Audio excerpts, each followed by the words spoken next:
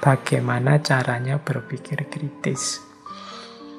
Karena ini selain krusial juga eksistensial. Eksistensial itu menyangkut keberadaan kita sebagai manusia, makhluknya Allah yang diberi anugerah akal budi.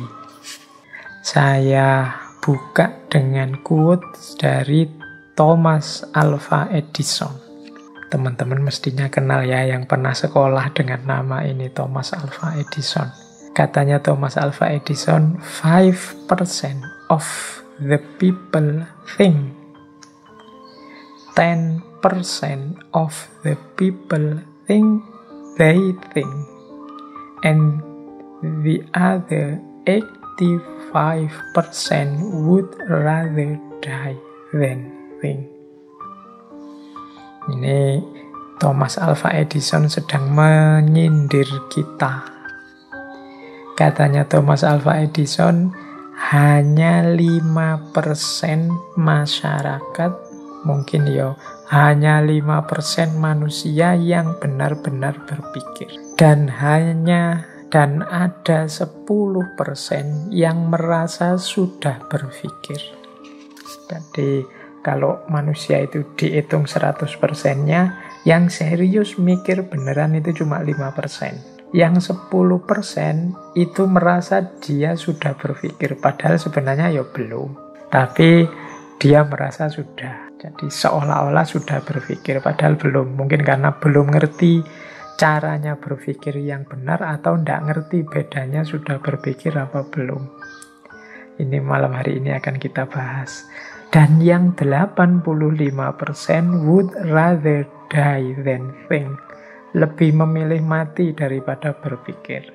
Ini maksudnya yang 80% itu tidak mau mikir, tidak mau capek-capek berpikir, tidak mau susah-susah, ruwet-ruwet mikir. Jadi ini jumlahnya ternyata besar, 85%.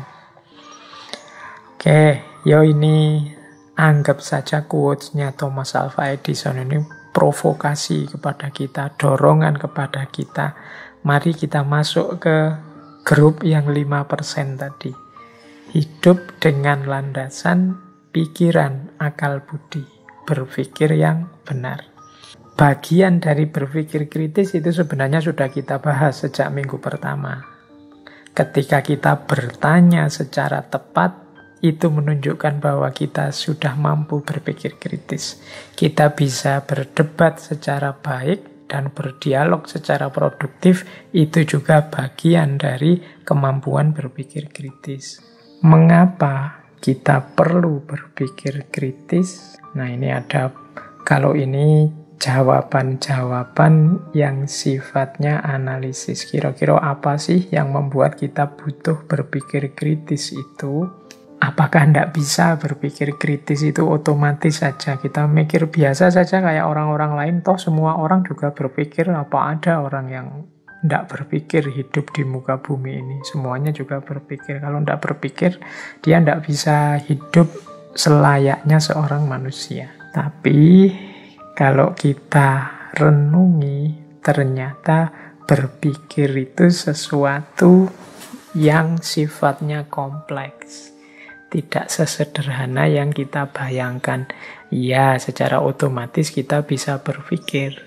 Tapi nanti ada banyak problem, banyak masalah yang memerlukan perenungan lebih dalam. Tidak bisa dijawab dengan berpikir sambil lalu otomatis saja. Perlu tahapan-tahapan, perlu proses-proses. Itu makanya para ulama juga banyak yang menyarankan kita belajar ilmu alat. Di antara ilmu alat itu ilmu mantek, ilmu cara untuk berpikir.